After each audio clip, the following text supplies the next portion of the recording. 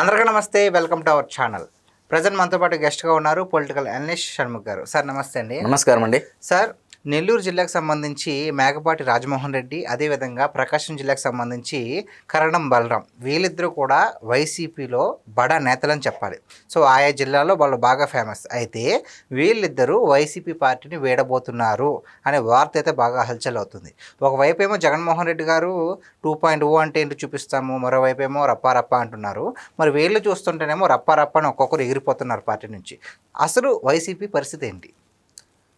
వైఎస్ఆర్సీపీ పార్టీలో నెల్లూరు జిల్లా అంటే ఒకప్పుడు వైఎస్ఆర్సీపీ అంటే నెల్లూరు జిల్లా.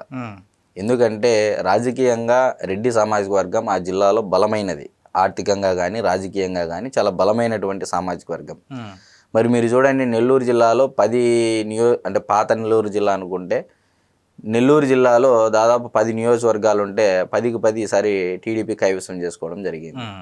అంతకు మునుపు మీరు చూడండి చాలా కష్టంగా ఉండేది తెలుగుదేశం పార్టీకి నెల్లూరు జిల్లాలో.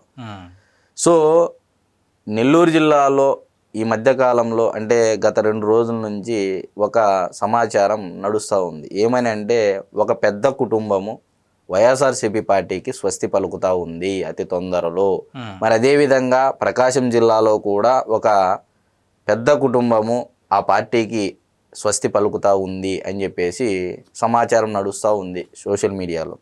మరి ఆ కుటుంబాలు ఏంటి, మరి వారి ప్రాతినిధ్యం ఏంటి, రాజకీయాలలో వాళ్ళకు ఉన్నటువంటి స్థానం ఏంటి అనేది కూడా మనం చర్చ చేయాల్సినటువంటి అవసరం ఎంతైనా ఉంది. కాబట్టి ఈరోజు మేకపాటి రాజమోహన్ రెడ్డి గారు నెల్లూరు జిల్లా. మరి గతంలో మేకపాటి రాజమోహన్ రెడ్డి గారు జగన్మోహన్ రెడ్డి గారు పార్టీ పెట్టినప్పటి నుంచి ఆ పార్టీతోనే అంటిపెట్టుకొని ఉండడం జరిగింది. మరి అంతకుముందు కూడా ఆయన పోటీ చేయడం జరిగింది, గెలుపొందడం జరిగింది. దాదాపు 3 లేదా 4 సార్లు, సబ్జెక్ట్ కరెక్షన్, 3 లేదా 4 సార్లు ఎంపీగా ఆయన గెలవడం జరిగింది. మరి వారి యొక్క కుమారుడు దివంగత గౌతమ్ రెడ్డి గారు, మేకపాటి గౌతమ్ రెడ్డి గారు కూడా ఆయన కూడా ఎమ్మెల్యే అయ్యి మినిస్టర్ కూడా అవ్వడం జరిగింది జగన్మోహన్ రెడ్డి గారి హయాంలో. అన్ఫార్చునేట్గా దురదృష్టవశాత్తు ఆయన చనిపోవడం జరిగింది. సో ఆయన స్థానంలో ఇప్పుడు చంద్రశేఖర్ రెడ్డి గారు రావడం జరిగింది. మరి ఇప్పుడు నెల్లూరు జిల్లాలో ఆనమల్ కుటుంబం ఎలాగో, మరి అదేవిధంగా మేకపాటి కుటుంబం కూడా రాజకీయాలలో తనదైనటువంటి ముద్ర ఉంది నెల్లూరు జిల్లాలో. మరి ఈ మేకపాటి కుటుంబం నేడు జగన్మోహన్ రెడ్డి గారి యొక్క వైఖరి నచ్చక, జగన్మోహన్ రెడ్డి గారి యొక్క తీసుకున్నటువంటి నిర్ణయాలు నచ్చక, మరి ఆయన రాజకీయంగా సక్సెస్ఫుల్ పొలిటీషియన్ మేకపాటి రాజమోహన్ రెడ్డి గారు.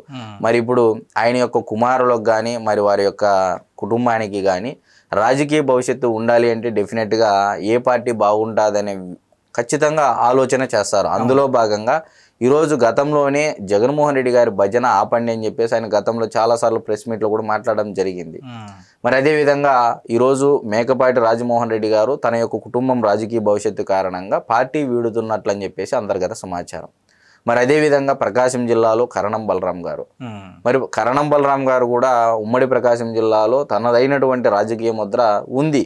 అప్పట్లో తెలుగుదేశం పార్టీలో ఉన్నప్పుడు ఆయన రాజకీయంగా చక్రం తిప్పేటువంటి వ్యక్తిగా పేరు పొందడం జరిగింది. దాని తర్వాత వైసీపీలోకి వెళ్ళడం జరిగింది. జగన్మోహన్ రెడ్డి గారు కూడా 1కి 2-3 సార్లు తాడేపల్లి ఇంటికి పిలిపించుకొని మాట్లాడితే, అంటే అన్న మీరు పలానా నియోజకవర్గం ఇన్ఛార్జిగా మీరు పని చేయండి అది ఇది అని అంటే, లేదు జగన్మోహన్ రెడ్డి గారు, నేను ఆరోగ్య కారణాలు అయితే విదేశాలకు వెళ్ళి రావాల్సి ఉంది, సో దాన్ని హోల్డ్ చేసి పెట్టండి అని చెప్పేసి విముఖత వ్యక్తం చేసినటువంటి పరిస్థితి మనకు వస్తున్నటువంటి అంతర్గత సమాచారం. మరి చీరాల అంటే కరణం బలరాం అంటే చీరాల అన్నట్టుగా ఆయన గతంలో రాజకీయాలు చేశారు. మరి ఈరోజు ఏ నియోజకవర్గాన్ని ఇన్ఛార్జిగా వేస్తారో అంటే ఆయన బేసికల్లీ విముఖత వ్యక్తం చేస్తున్నారు తీసుకోవడానికి ఏ నియోజకవర్గం ఇన్ఛార్జిగా అయినా సరే అని చెప్పేసి తెలుస్తూ ఉంది. అంటే ఈరోజు మీరు చూడండి, జగన్మోహన్ రెడ్డి గారు 2.0 అంటున్నారు, జగన్మోహన్ రెడ్డి గారు 88 మ్యాజిక్ ఫిగర్ దాటిదానే రప్ప అంటున్నారు.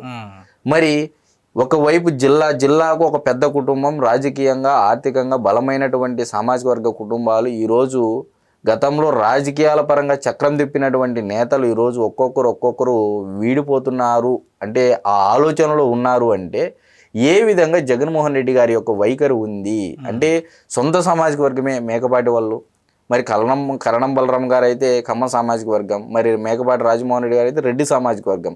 అయినప్పటికీ కూడా ఎందుకు వీళ్ళకి ఇంత వ్యతిరేకత ఉంది, ఆ పార్టీలో ఎందుకు సుముఖత వ్యక్తం చేయట్లేదు అంటే జగన్మోహన్ రెడ్డి గారి తీరు ఇంకా రాజకీయ భవిష్యత్తు ఈ పార్టీలో ఉంటుందా లేదా అనే సందిగ్ధంలో రాజకీయ నాయకులు ఉండడం జరిగింది. ఎందుకంటే మీరు చూడండి, ఈరోజు నెల్లూరు జిల్లాలో ఉన్నటువంటి నాయకులు ఏ పార్టీ వైపు మొగ్గు చూపుతారో ఆ పార్టీ గెలుపొందుతుంది అనేది ఒక ఉంది, జనాలలో ఒక సెంటిమెంట్ ఉంది. మీరు చూడండి, గత ఎలక్షన్ ముందు 2024 సార్వత్రిక ఎన్నికల ముందు నెల్లూరు జిల్లాలో వేమిరెడ్డి ప్రభాకర్ రెడ్డి గారు కానీ, కోటంరెడ్డి గారు కానీ చాలామంది సీనియర్ రాజకీయ నాయకులు తెలుగుదేశం పార్టీ వైపు రావడం జరిగింది. అంటే వాళ్ళు ముందుగానే పసిగట్టడం జరిగింది ఏ పార్టీ అధికారంలోకి వస్తుందని.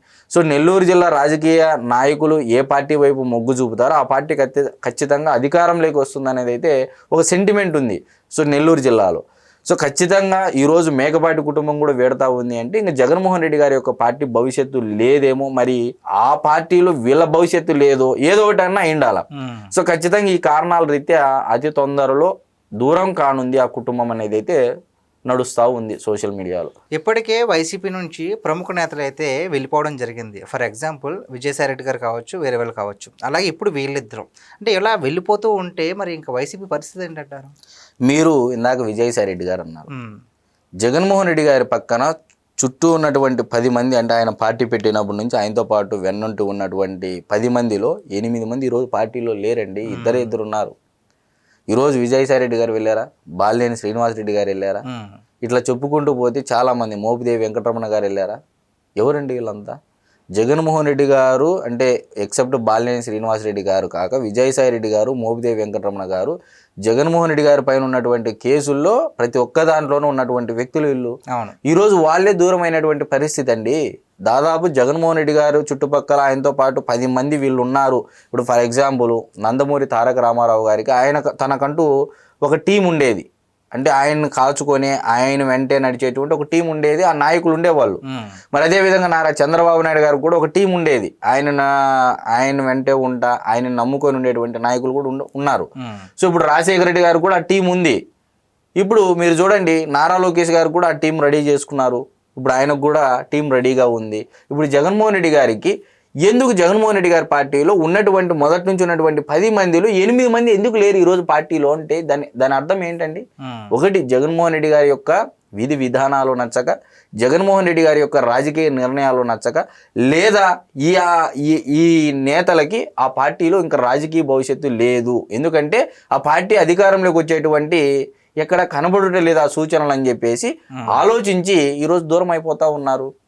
మరి ఈరోజు విజయసాయి రెడ్డి గారు చూడండి, ఆయన అసలు జగన్మోహన్ రెడ్డి గారు ఉన్న ప్రతి ఒక్క కేసులో ఉండడం జరిగిందండి. అటువంటి వ్యక్తి, గుండెకాయ లాంటి వ్యక్తి వెళ్ళిపోయాడు.